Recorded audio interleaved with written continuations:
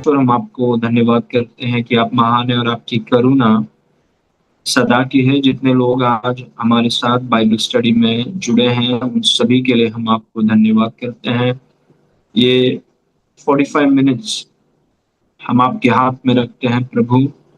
आप जो चाहते हैं, आपकी योजनाएँ, आपका प्रकाशन, आपका अंशन और आपके अटरेंस के लिए, आपके शब्दों के लिए हम आपको धन्यवाद करते हैं प्रभु कि जैसे हर एक व्यक्ति इस वचन को सुनेगा, वो वचन के द्वारा वो जीवन, वो ताज़गी और वो सामर्थ उनके शरीरों में, उनकी आत्माओं में निवेश किया जाएगा। इसलिए हम आपको धन्यवाद करते हैं। सारी महिमा आपको देते हैं। चंगाइयाँ, जीवन की आत्मा यहाँ पर काम कर रही है, हर एक के शरीरों में, जीवनों में, रिश्तों में।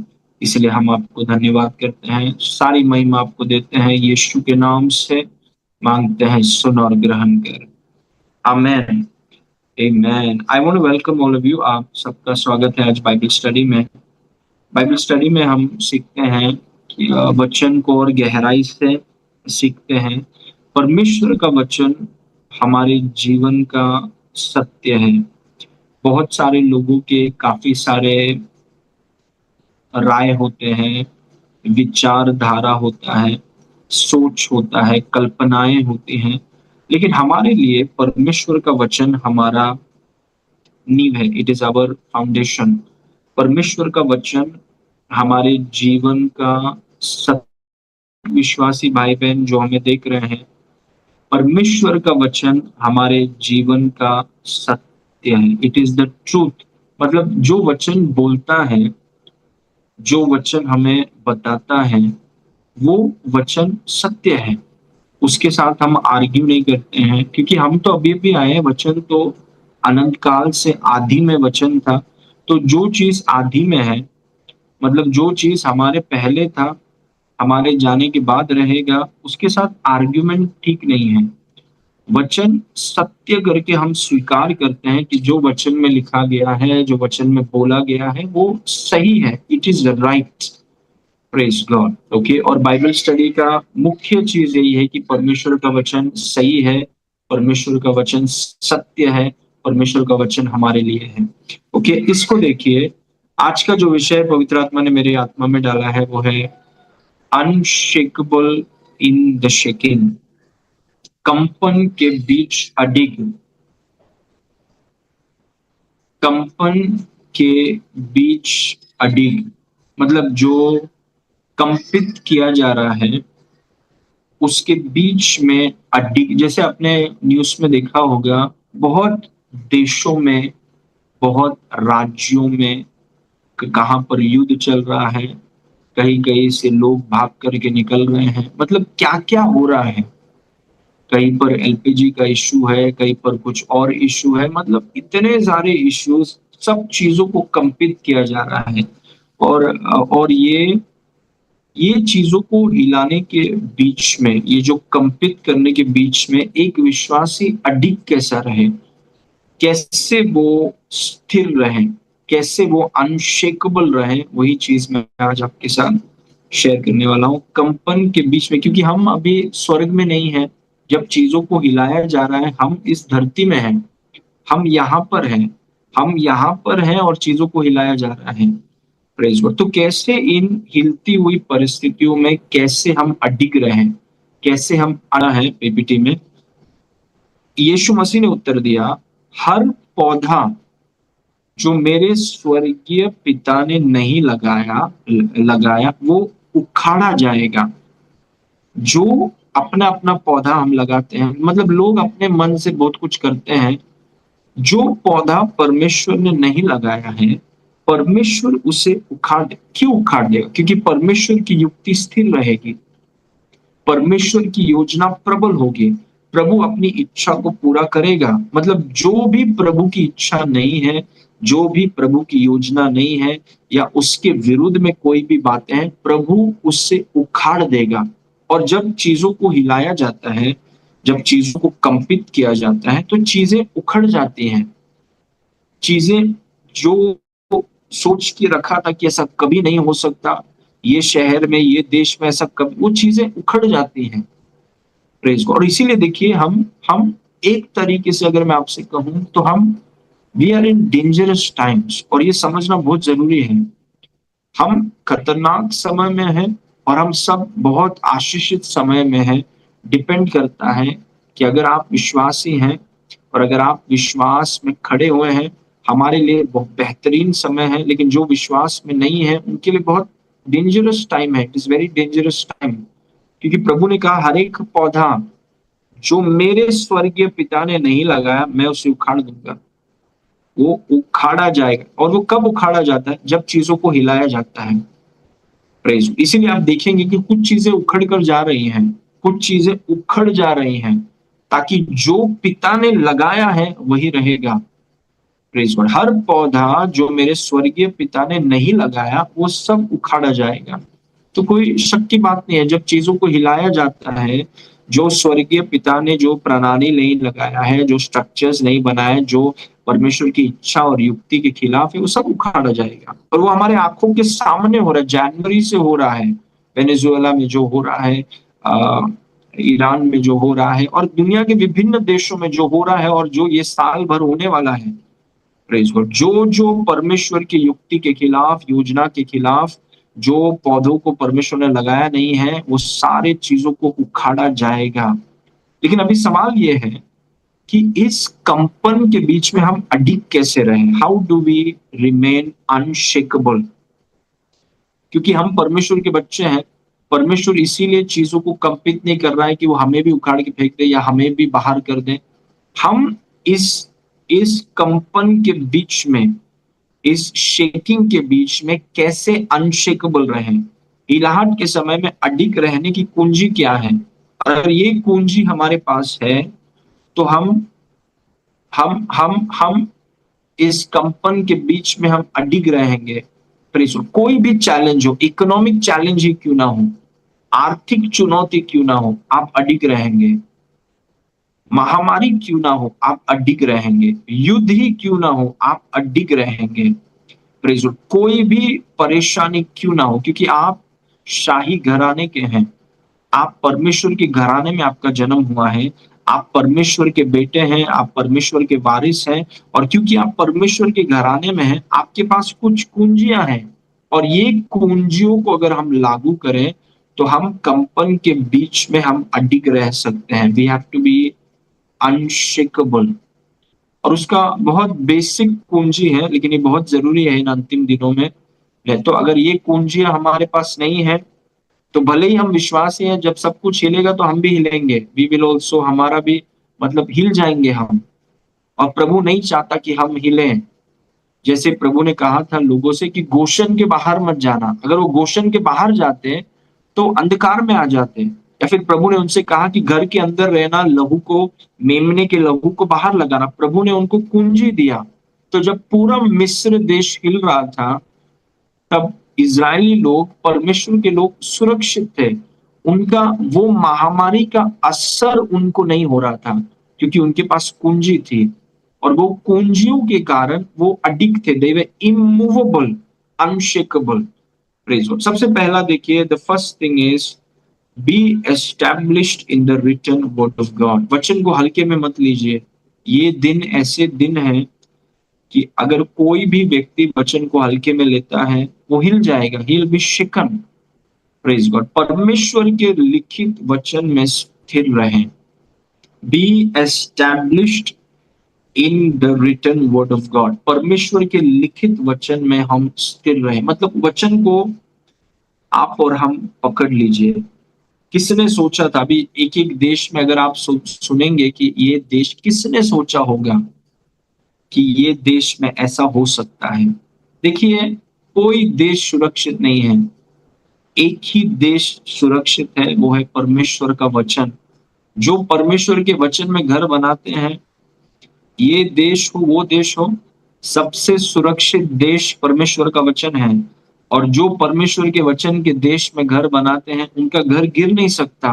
बाकी कोई भी देश सुरक्षित नहीं है। ये जो बातें हैं सिर्फ बातें हैं और कुछ नहीं है। Praise God. जो किसी ने अपेक्षा भी नहीं किया होगा, ऐसे ऐसे जगहों पर हो रहा है चीज। और मैं आपको बोल रहा हूँ, प्रोत्साहित कर रहा हूँ कि परमेश्वर का वचन सबसे सुरक्षित देश है। अगर कोई घर बनाना चाहता है, विवाह को बनाना चाहता है, बच्चों के जीवन को बनाना चाहता है, खुद के जीवन को बनाना चाहता है, आर्थिक क्षेत्रों को बनाना चाहता है, परमेश्वर का वचन सबसे सुरक्षित देश है। Praise God. कोरोना आया गया, वचन खड़ा है। हिटलर आया गया, वचन खड़ा है। मुसोलिनी आया गया, वचन खड़ा है।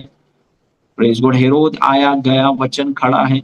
वचन कब से वचन खड़ा है, अब तक हिला नहीं, वचन हिल ही नहीं सकता। इसीलिए इन अंतिम दिनों में हम सभी के लिए ये जरूरी है कि आप व्यक्तिगत रूप से परमेश्वर के लिखित वचन में आप स्थिर रहिए या स्थापित हो जाइए। B established.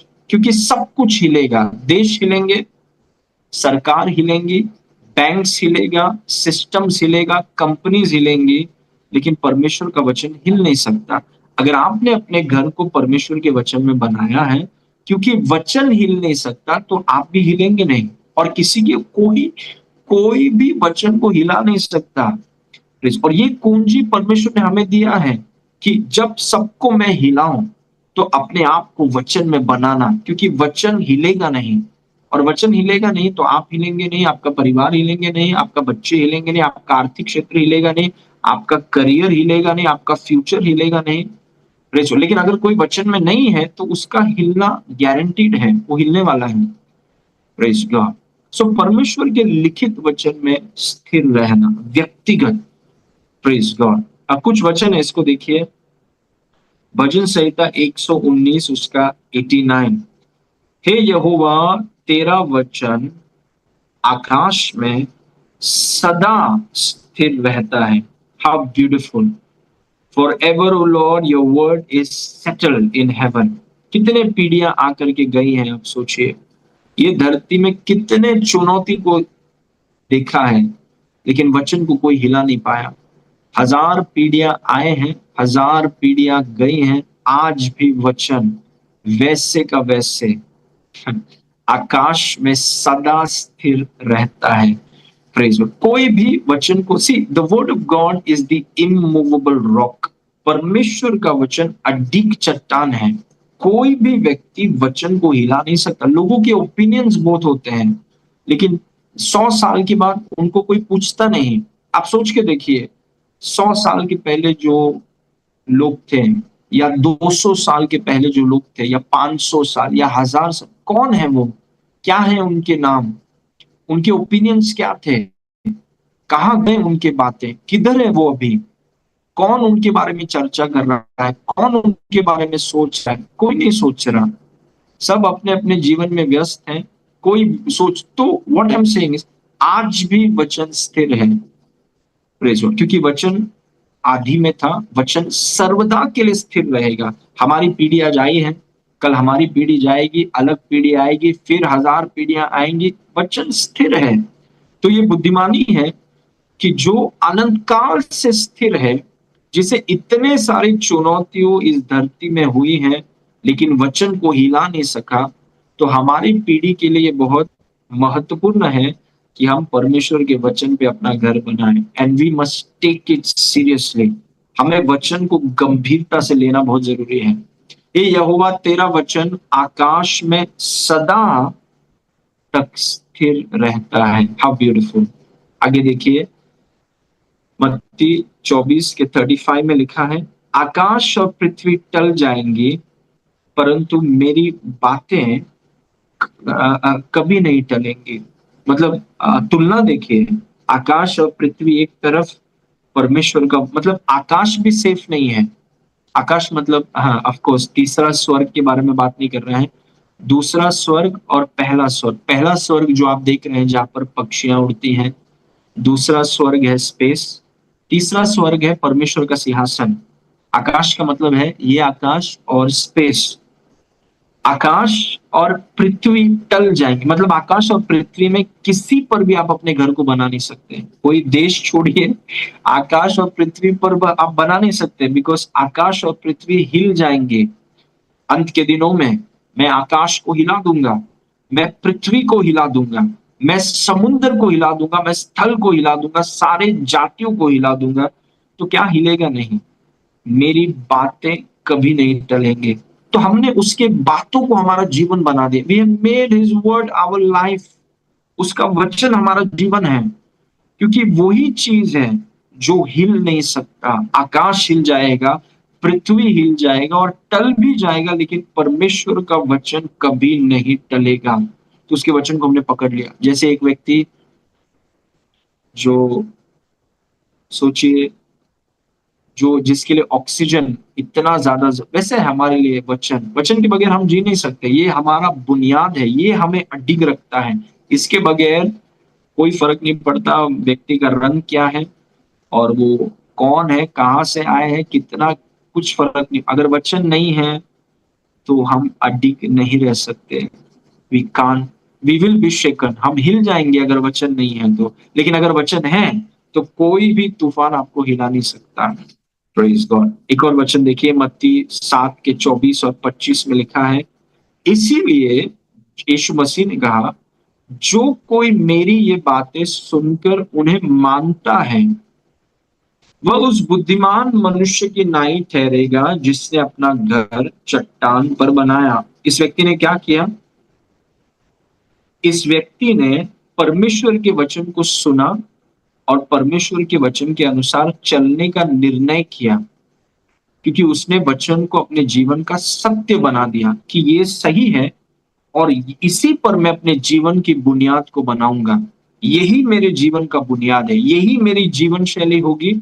उसने वैसा, और जब उसने वो निर्णय किया कि वचन मेरा जीवन शैली है, वचन मेरा नींव है, तब उसने अपने घर और जीवन को चट्टान पर बनाया। वर्स 25, और मेह बरसा, बाढ़े आई, आंधियां चली, उस घर पर टक्करे लगी। क्योंकि देखिए हम इस धरती पर हैं, वो जब चीजों को हिलाया जाएगा, हम इस धरती पर, तो उसके घर पर टक्करे लगी, क्योंकि कंपित होने के समय वो चीजें लेकिन हम गिरेंगे नहीं, क्योंकि उसकी नींव चट्टान पर डाली गई है। We will stand. हम खड़े रहेंगे। हम इन चुनौतियों के बीच में, इस कंपन के बीच में हम और समृद्ध होने वाले हैं। ध्यान से सुनिए, हम और समृद्ध होने वाले हैं। हमारा सेहत और बेहतर होने वाला है। हम और ऊंचे आयामों में जाने वाले हैं और महिमा हमारे लाइफ में प्रकट होने वाली है। ऐसी समृद्धि को हम देखेंगे जो हमने पहले कभी नहीं देखा, क्योंकि हमारा भरोसा किसी व्यक्ति पर, किसी संस्था पर, किसी किसी और चीज पर नहीं। हमारा नींव परमेश्वर के वचन पर है, और वचन पर क्योंकि हमारा नींव है, हम केवल बढ़ते रहेंगे।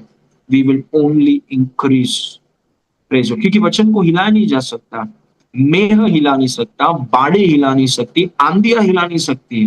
तो मैं आपको प्रोत्साहित करता हूं कि परमेश्वर के वचन को आप और गंभीरता से लीजिए। Take it more seriously than ever before. पहले जितना नहीं लिया है उससे कई ज्यादा।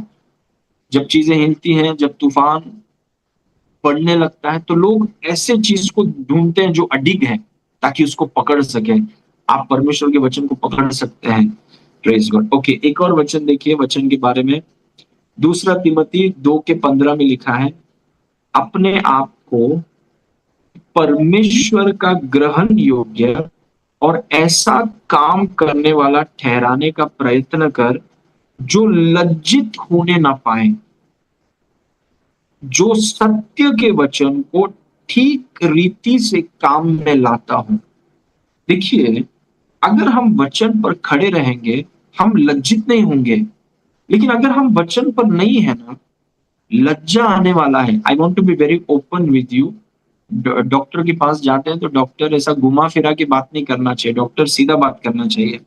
वैसे ही परमेश्वर की दासों को मैं सीधा बोल रहा हूं आपको, वचन में अगर हम स्थापित नहीं है, लज्जा आएगा, शेम। क्योंकि चीजों को जब हिलाया जाएगा, हम भी हिल जाएंगे। अगर हम सोच रहे हैं कि कोई देश हमको बचाने वाला है, या कोई भाई या बहन बचाने वाला है, या कोई संस्था बचाने वाला है, कोई नहीं बचाएगा। Praise God. अगर वचन पर हम स्थापित नहीं है, लज्जा हो जाएगा, लज्जित हो जाएंगे हम। मैं बड़े प्रेम और नम्रता से आपको बोल रहा हूं, वचन में लिखा है, जो व्यक्ति वचन को ठीक से काम में लाना मतलब वचन में वो निपुण है, वचन पर वो जान रहा है कि यीशु कौन है, मसीह में उसकी पहचान क्या है। वो पढ़ रहा है, उसने अरे मेरे को पता नहीं, वो पढ़ रहा है, उसको किसी को पता नहीं। आज अगर हमको पता है तो हमने पढ़ा है, आपको पता है तो आपने पढ़ा है, इसीलिए आपको पता है। अगर आपको पता नहीं तो आप पढ़ रहे हैं, एंड यू स्टडी इट। वही इंग्लिश में लिखा है, study to show yourself approved. Praise God. वो बोल रहा है कि अगर आप अध्ययन करें और अगर आप सत्य के वचन में अगर आप मेहनत करें, प्रेज गॉड, और उसमें अगर आप निपुण हो, जैसे एक व्यक्ति सोचिए किसी अपने टूल्स में, अपने औजारों में वो इस्तेमाल करना जानता है, अपने औजारों में वो निपुण हुआ, वैसे ही वचन में अगर आप निपुण हो जाएं अध्ययन के द्वारा, आप लज्जित नहीं होंगे। You will not be ashamed. Praise, आप लज्जित हो ही नहीं सकते हैं। लेकिन अगर वचन में अगर हम निपुण नहीं हैं, वचन को हल्के में लिया है, ये हिलाने के दिनों में लज्जा हो जाएगा, लज्जित हो जाएंगे हम। इसीलिए मैं आपको प्रोत्साहित करता हूं कि जो भी कलीसिया में सिखाया जा रहा है, बाइबल स्टडी में सिखाया जा रहा है, आर्टिकल्स, हर दिन मैं आर्टिकल्स भेज रहा हूँ ग्रुप्स में। प्रेज गॉड, उस आर्टिकल्स के जस्ट टू हेल्प यू कि आर्टिकल्स को आप पढ़िए, अपने आत्मिक जीवन को वचन में निपुण हो जाइए। और अगर आप निपुण हो जाएंगे, आप और आपका परिवार लज्जित नहीं होगा। Praise God. ये क्योंकि कंपित करने का समय है, सब चीजों को हिलाया जा रहा है, और पूरे हिलाने के बीच में आप सोचिए, आप स्थिर खड़े हैं, यू आर स्टेबल। आप खड़े हैं, आप बढ़ते जा रहे हैं, आप प्रॉस्पर होते जा रहे हैं, आपका सेहत बेहतर होते जा रहा है, सब कुछ बढ़िया होते। और क्यों होते जा रहा है? क्योंकि वचन में आप निपुण हो रहे हैं।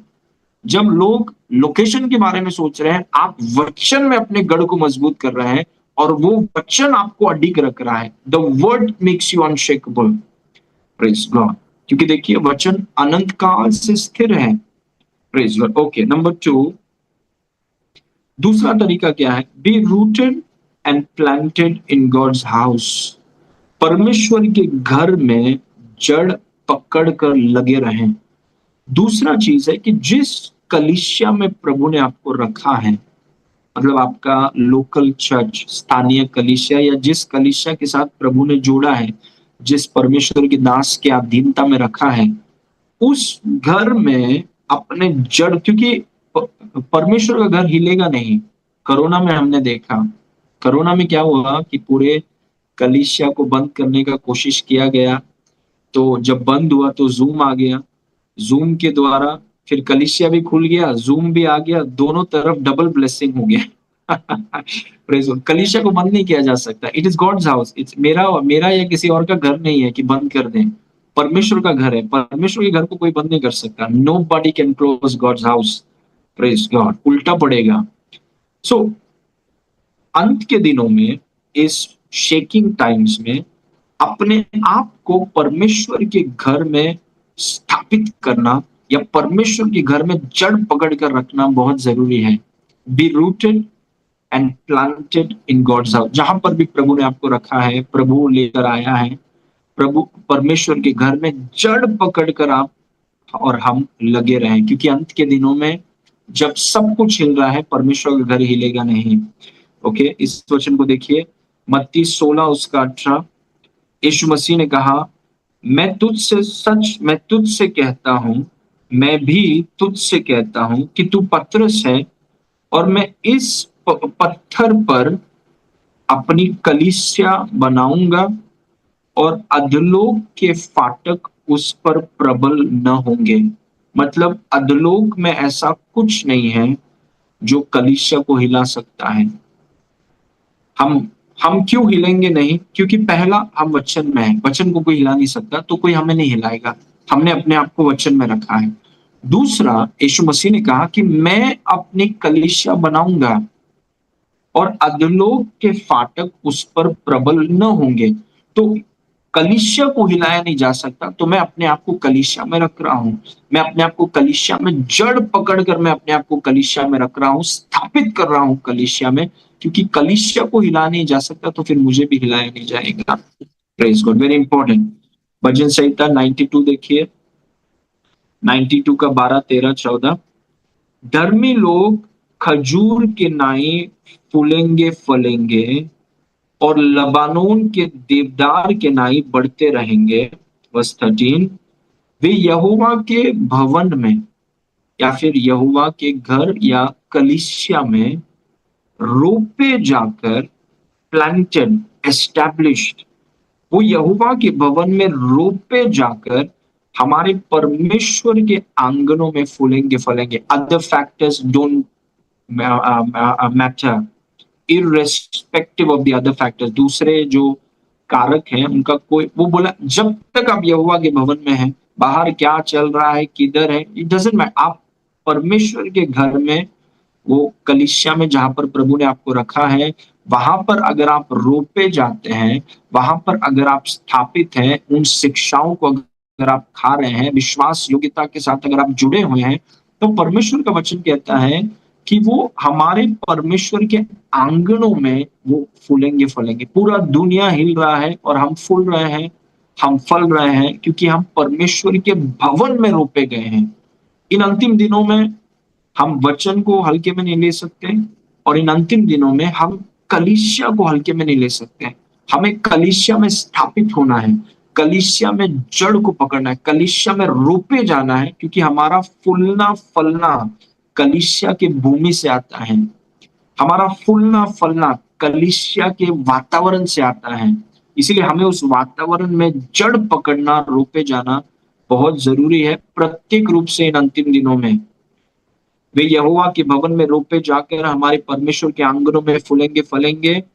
वे पुराने होने पर भी फलते रहेंगे, जैसे जैसे उनका उम्र बढ़ेगा उनका और फल आता रहेगा। वे पुराने होने पर भी फलते रहेंगे और रस भरे और लहलाते रहेंगे। वर्स 15, जिससे यह प्रकट हो कि यहोवा सीधा है, वह मेरी चट्टान है और उसमें कुटिलता कुछ भी नहीं। तो दो चीज हमने देखा। एक चीज है कि अपना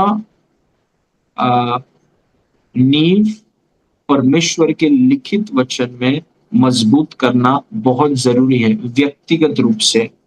दूसरा हमने देखा कि कलीसिया में अपने आप को रोपे हुए रखना, क्योंकि अधलोक के फाटक बाकी संस्थाओं को गिरा देंगे, शहरों को, देशों को, सरकारों को गिरा देंगे अधलोक के फाटक, लेकिन अधलोक के फाटक कलीसिया को छू नहीं सकते। कोशिश किया है, और अभी नहीं, कोरोना तो 2020 में आया, उससे पहले शुरुआत के समय से कलीसिया पर वार हो रहा है, कलीसिया को रोका जाने की कोशिश, कोई भी परमेश्वर के घर को कोई रोक नहीं सकता। इसलिए हमारी जिम्मेदारी है कि हम अपने आप को परमेश्वर के घर में रोपे हुए रखें। Praise God. Okay, finally number 3, deepen your personal fellowship with Jesus. यीशु के साथ अपनी व्यक्तिगत संगति को आप गहरा करें। It's a personal relationship. यीशु के साथ अपने व्यक्तिगत संगति को आप गहरा करें। यीशु के साथ अपने व्यक्तिगत संगति को गहरा, व्यक्तिगत दोस्ती, व्यक्तिगत रिश्ता।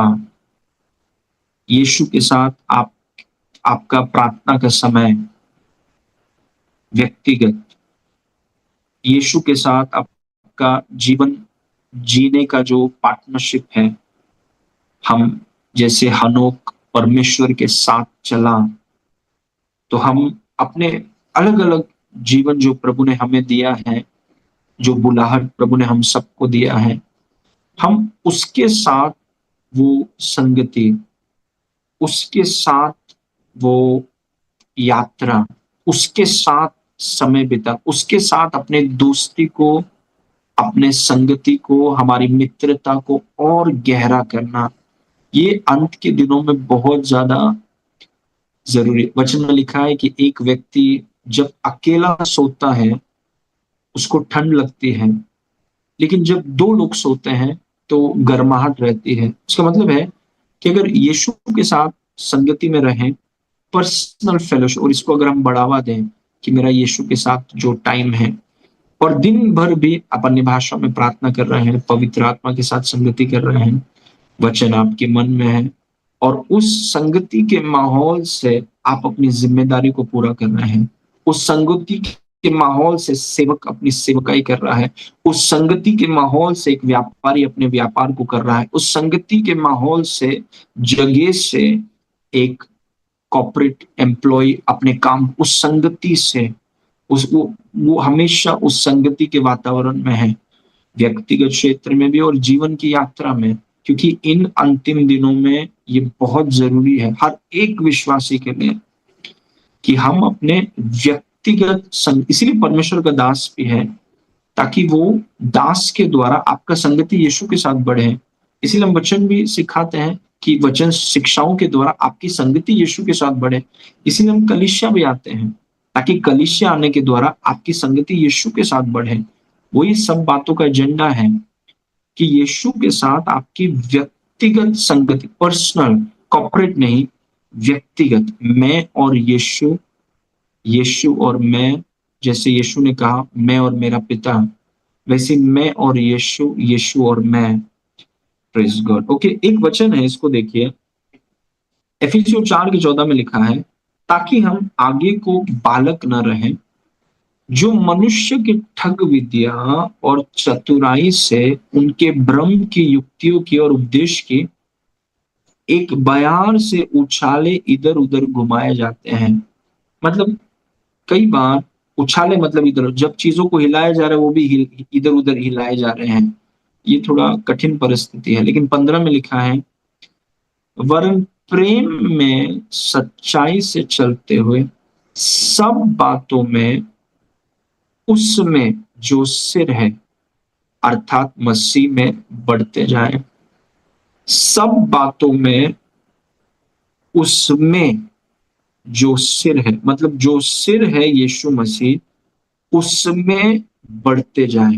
मतलब आपका व्यक्तिगत रिश्ता, जब रिश्ता होता है ना, सोचिए जब विवाह होता है, पति पत्नी एक दूसरे को नहीं जानते, लेकिन 1 साल के बाद थोड़ा संगति गहरा है, 2 साल के बाद और गहरा है, 5 साल के बाद, वैसे ही यीशु के साथ हमारा जो रिश्ता है, पर्सनल रिलेशनशिप, व्यक्तिगत रिश्ता, वो हर साल बेहतर और गहरा होना बहुत जरूरी है। इट्स वेरी इंपॉर्टेंट कि जितना अधिक आप उसके साथ चलें, जितना अधिक आप उसके साथ बैठें, उसके साथ वचन के द्वारा संगति करें, अन्य भाषा के द्वारा संगति करें, उसके साथ उसकी उपासना करें, कलीसिया में आकर उसके साथ संगति करें, वचन पढ़ने के द्वारा उसके साथ संगति करें, शिक्षाओं को सुनने के द्वारा उसके साथ संगति करें।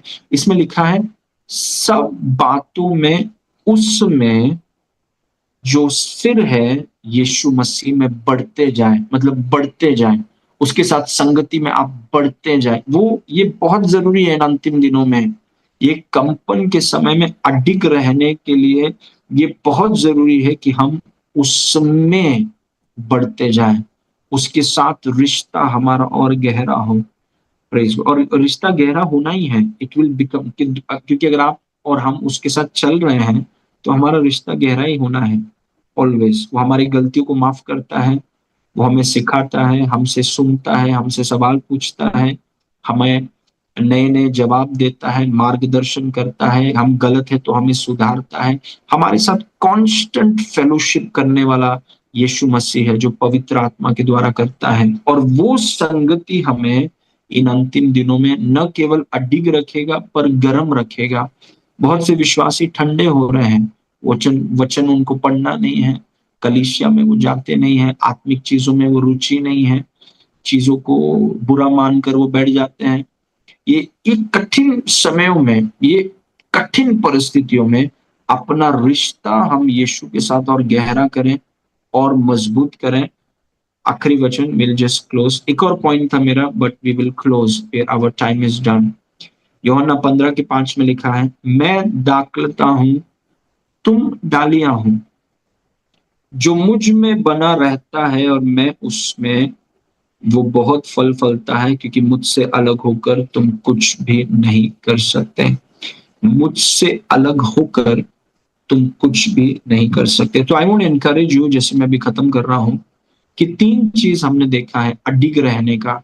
कितना भी चीजों को हिलाया जाए, कितना भी आर्थिक चुनौती इस धरती में आए, कुछ भी हो, अगर आप वचन में हैं, आप सिर्फ ऊपर जाने वाले हैं। आप नीचे जा नहीं सकते, यू आर गोइंग अप। आप सिर्फ ऊपर जाने वाले हैं, आप सिर्फ आगे जाने वाले हैं। और अगर आप कलीसिया में स्थापित हैं, मतलब आप अपना सोलो बिलीवर टाइप नहीं है कि मैं तो सीधा यीशु से जुड़ा हुआ हूँ, जो यीशु के सिस्टम को अगर आप फॉलो करते हैं, परमेश्वर के घर में अगर आप स्थापित हैं, आप सुरक्षित हैं, यू आर सेफ। आपके बच्चे सुरक्षित हैं, आपका विवाह सुरक्षित है। आप अगर आप कलीसिया में रोपे गए हैं, आपके स्थानीय कलीसिया में परमेश्वर के दासों के अधीनता में अगर आप हैं और सही एटीट्यूड के साथ हैं, आप सुरक्षित हैं और आप फूलेंगे फलेंगे। और आखिरी बात, आपका जो व्यक्तिगत रिश्ता है यीशु के साथ, आपका चलना यीशु के साथ, आपकी दोस्ती और मित्रता यीशु के साथ, उस पर हमें काम करना है। इन अंतिम दिनों में हमारी मित्रता और गहरी होनी है।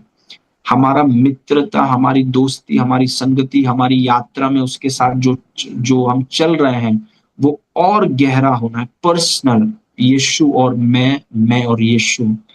Praise God. और जैसे जैसे आप देखेंगे, क्योंकि वो विश्वास का करता है, सिद्ध करने वाला है, जैसे जैसे आप उसके साथ चलेंगे वो आपके साथ चलेगा पूरे जीवन। सिर्फ प्रेयर टाइम में नहीं, आधा घंटा सुबह सिर्फ नहीं, पूरे जीवन की यात्रा में, हर एक जिम्मेदारी में, चाहे वो काम हो, बिजनेस हो, सेवकाई हो, प्रचार करने में हो, व्यक्तिगत प्रार्थना करने में हो, घर की जिम्मेदारी हो, बच्चों का पालन पोषण हो, हर बात में अगर आप उसके साथ चल रहे हैं और वो आपके साथ चल रहा है, आपका और उसका संगति इतना मजबूत होगा, आपको कोई हिला ही नहीं सकता। परमेश्वर अगर हमारी ओर है तो हमारा विरोधी कौन हो सकता है। Praise Lord. हम सिर्फ देखिए, हम सिर्फ आगे जाएंगे, हम सिर्फ आगे जा रहे हैं और हम सिर्फ ऊपर जा रहे हैं यीशु के नाम से। Praise God. Okay, let's pray. पिता परमेश्वर, हम आपको धन्यवाद करते हैं प्रभु आज के वचन के लिए। कंपन के समय में अडिग आपने हमें रखा है, आपके वचन के द्वारा, आपके भवन के द्वारा, और आपके साथ हमारा व्यक्तिगत रिश्ता। जितने लोग आज जुड़े हैं सभी को प्रभु आपने अडिग किया है, अडिग, इमूवेबल, अनशेकेबल। और हम सिर्फ खड़े ही नहीं हैं, हम आगे बढ़ रहे हैं, हम ऊपर जा रहे हैं इन कठिन परिस्थितियों में। आपके अनुग्रह के कारण, आपका अनुग्रह पर अनुग्रह हमारे ऊपर उंडेला गया है यीशु के भरपूरी के द्वारा। यीशु की परिपूर्णता से हम पर अनुग्रह उंडेला गया है। यीशु की परिपूर्णता से हमारे पर अनुग्रह उंडेला गया है, इसलिए धन्यवाद। सारी महिमा आपको देते हैं पिता, यीशु के नाम से मांगते हैं, सुन और ग्रहण कर। आमेन, आमेन। That's all for today, everyone. Thank you so much for joining. प्रभु आप सबको आशीष करें। God bless you.